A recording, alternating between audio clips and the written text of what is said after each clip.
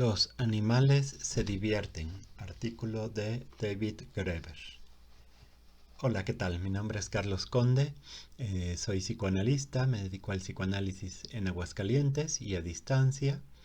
Y en este canal hablo de temas relacionados con la angustia, con el bienestar, con el cuidado de sí, todo un poco desde la perspectiva del psicoanálisis, de la filosofía, de la historia, de la literatura, ¿no? Entre otras disciplinas. Y, eh, y bueno, como siempre, si les gusta el contenido de este canal, les hago la invitación a que se suscriban, a que activen la campanita para que les avise cuando haya nuevos videos. Y si sienten que estos videos les ayudan de algo, les sirven de algo, les invito también a que los compartan, ¿no? Con otras personas a quienes les pudieran gustar y con las que pudiéramos ir enriqueciendo estas deliberaciones. El día de hoy voy a continuar con una serie de videos que estoy haciendo comentando un artículo de David Graeber que se llama Los animales se divierten, porque bueno, es un artículo que me parece muy interesante por sus planteamientos a un nivel muy profundo. Entonces, bueno, continúo con el siguiente apartado que se llama Baila el electrón o los electrones. En este apartado, David Graeber lleva la cuestión del juego, de las actividades no determinadas, de las actividades por placer, incluso mucho más lejos, incluso hasta un nivel más allá de la organización vital de los animales, de las plantas, incluso hasta la misma materia. Y claro, y esto no es un planteamiento ocioso, no es solo un delirio, ¿no? Es un pensamiento muy bien articulado por parte de Graeber. Entonces, bueno, primero voy leyendo algunas partes de los párrafos que él escribe y los voy comentando.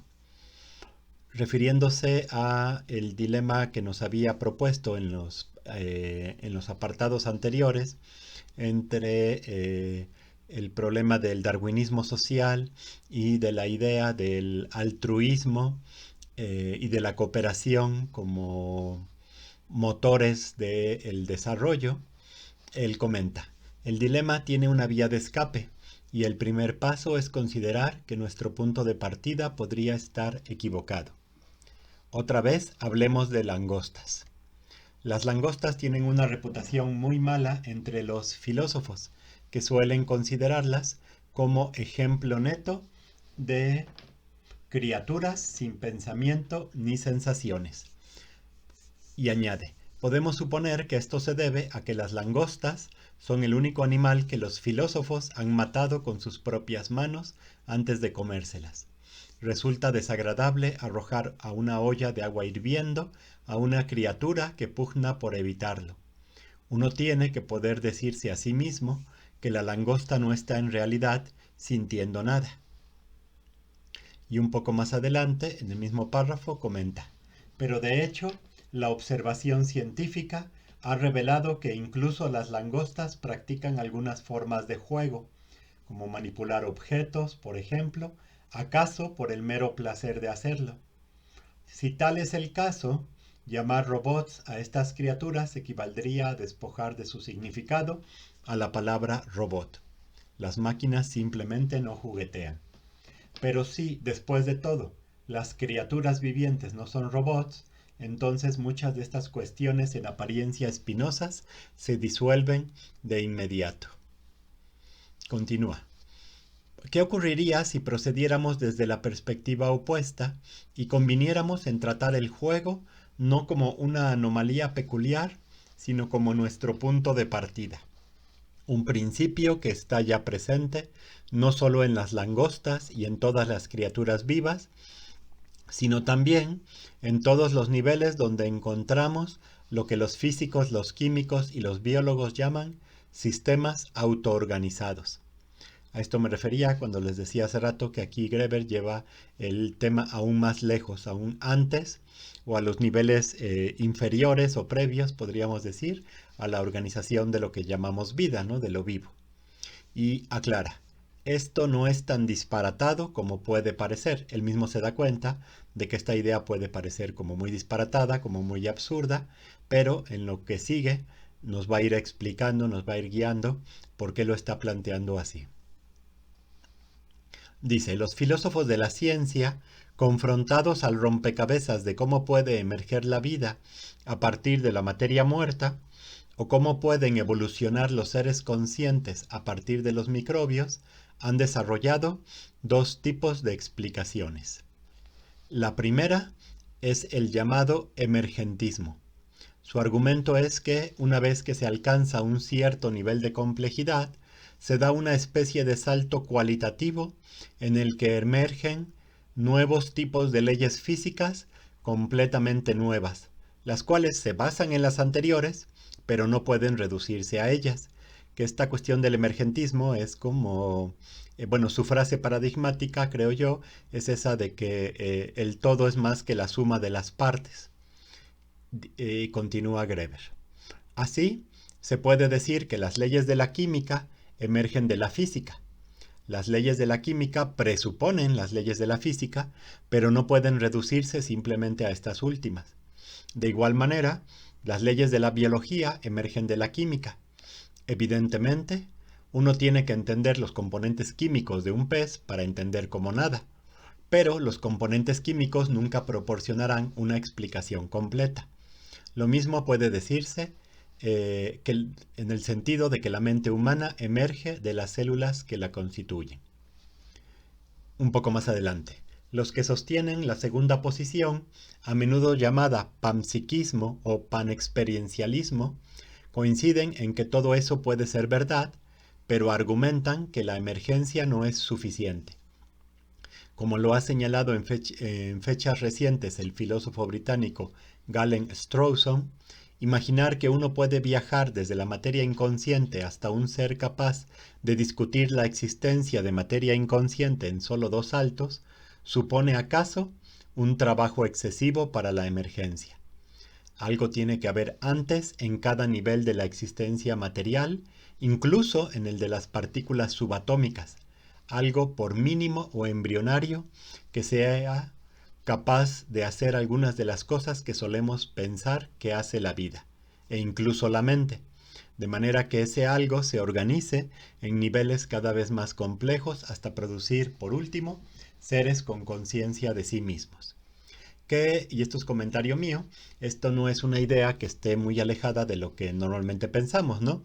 Normalmente se piensa que existe un nivel de organización básico, fundamental, en los niveles más básicos de organización de la materia, y que esa organización es la que va permitiendo que emerjan, sí, otros niveles de organización de la vida, de la conciencia, etcétera, pero siempre basados como en ese mismo tipo de orden, de estructura. Claro, aquí lo que va a proponer Greber es que hay algo más, aparte de ese orden o de esa estructura, que permite que esto que emerja sí tenga un cierto nivel de continuidad con los niveles anteriores, pero que al mismo tiempo sea algo nuevo.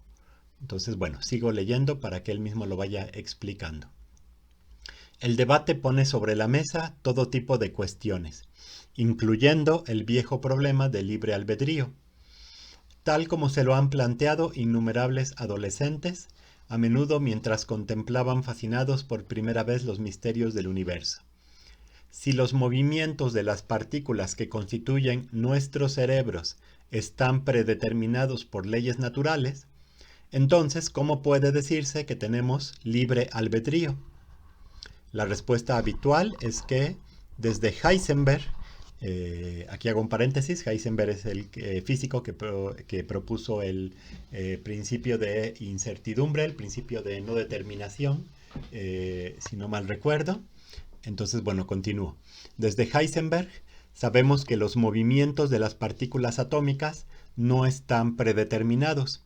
Por ejemplo, la física cuántica puede predecir las posiciones a las que los electrones tenderán a saltar en conjunto en una situación dada, pero es imposible predecir en qué dirección saltará cualquier electrón particular en cualquier caso particular. Problema resuelto. Que esto, bueno, es algo que sucede, por ejemplo, también en la sociología o en las ciencias que estudian la conducta humana, ¿no? Muchas veces se ha dicho que es muy difícil predecir, por ejemplo, lo que hará una persona en una situación dada, pero cuando se trata de predecir lo que hará una masa, un grupo numeroso de personas, eso se vuelve bastante más fácil porque la masa tiende a responder ahí sí a ciertas leyes generales, pero el individuo tiende a actuar de formas muy caprichosas, um, muy impredecibles en muchas ocasiones. Creo que algo similar se puede decir de elementos de azar en estadística, ¿no? Sabemos que los elementos de azar en la estadística a lo largo de muchas repeticiones tienden a equilibrarse, ¿no?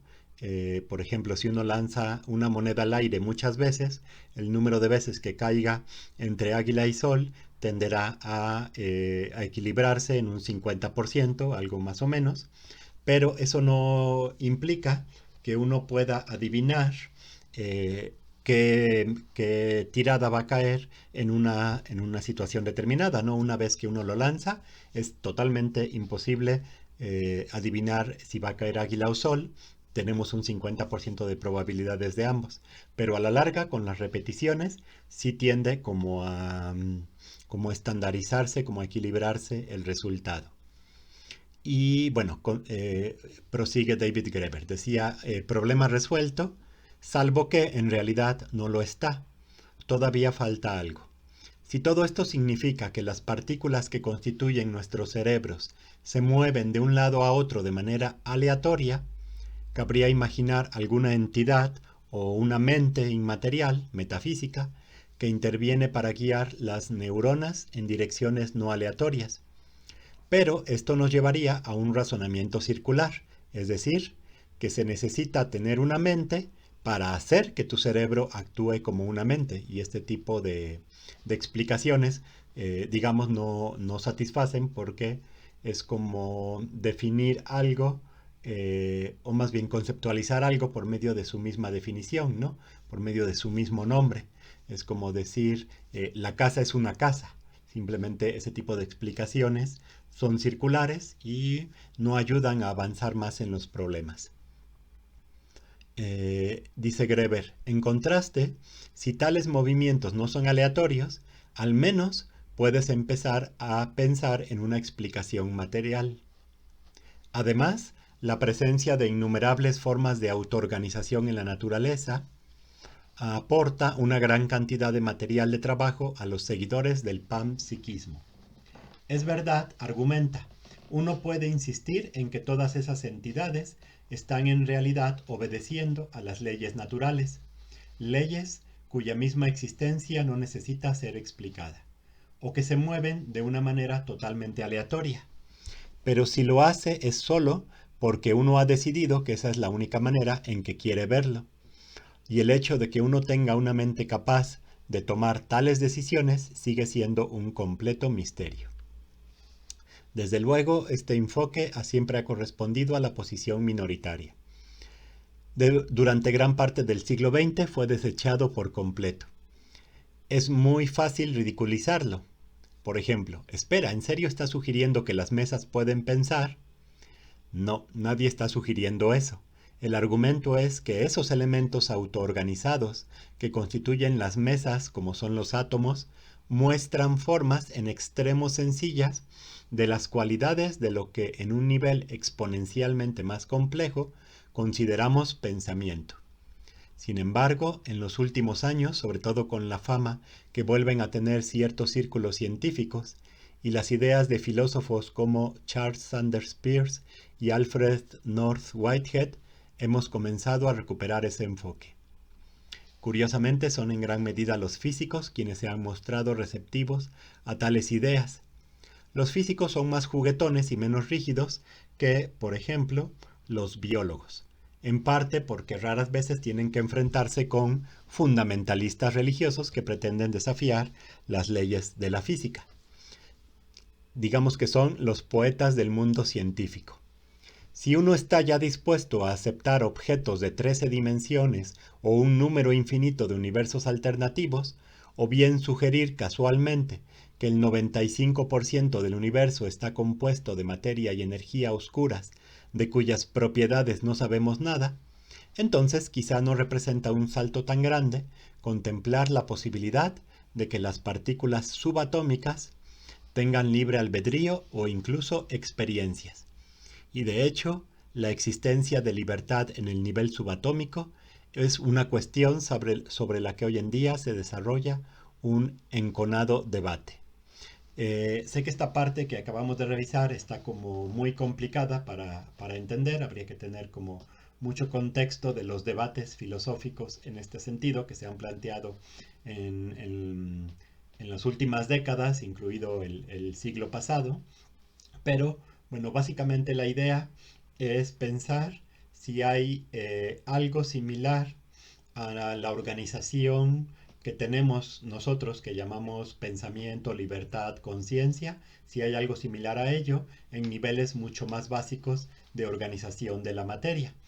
O si bien es simplemente que hay una diferencia cualitativa entre un nivel y otro de organización de la materia, digamos, que haría que nosotros estuviéramos organizados de una manera radicalmente distinta a los niveles previos de esta organización.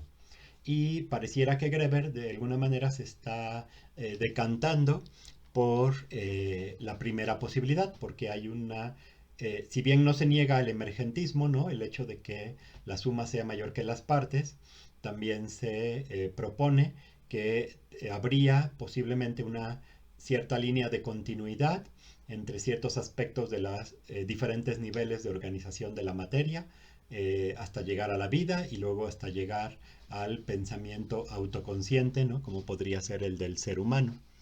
Sé que estas cuestiones son muy complicadas, son muy difíciles de ir entendiendo. Justo por eso he querido hacer como estos videos para ir pasito a pasito. Voy a avanzar todavía con uno o dos párrafos más del artículo. Dicen en el siguiente: ¿tiene algún sentido decir que un electrón elige saltar en la dirección en que lo hace? Evidentemente no hay manera de probarlo. La única evidencia que podría haber ya la tenemos, pero no es muy concluyente.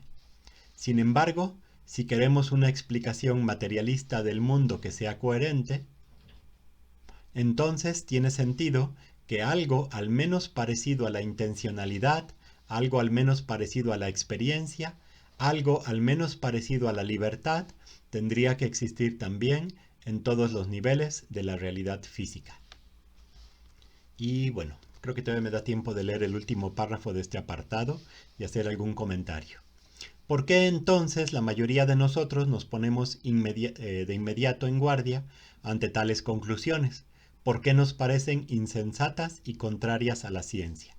O más en concreto, ¿por qué nos mostramos perfectamente dispuestos a atribuir una capacidad de acción a un filamento de ADN, aunque sea de manera metafórica, pero en cambio consideramos absurdo atribuírsela a un electrón, a un copo de nieve o a un campo electromagnético coherente? Parece que la respuesta es que resulta prácticamente imposible atribuir egoísmo a un copo de nieve. Y claro, como hemos visto en los videos anteriores comentando este artículo, esta ideología que ha llevado a la aplicación del darwinismo a lo social, esta ideología que sostiene, ¿no?, que afirma que lo que nos mueve es la lucha por la supervivencia del más fuerte, necesita poder justificar que el egoísmo es una de las características básicas de la vida para poder entonces justificar sus posturas ideológicas. Entonces, claro, como pareciera imposible poder atribuir a niveles de organización más básicas de la materia conductas, ¿no?, o posturas tales como el egoísmo, entonces eso lo desechan porque no es apropiable para sustentar estas posturas ideológicas que sostienen. Continúo. Si nos hemos convencido a nosotros mismos de que la explicación racional de la acción solo puede consistir en tratar la acción como si tras ella hubiera algún tipo de cálculo interesado, entonces, según esa definición, no puede encontrarse ninguna explicación racional en ninguno de esos niveles. A diferencia de la molécula de ADN, de la que al menos podemos pretender que persigue algún proyecto criminal de autoagrandamiento despiadado, un electrón no tiene interés material alguno que perseguir, ni siquiera la supervivencia.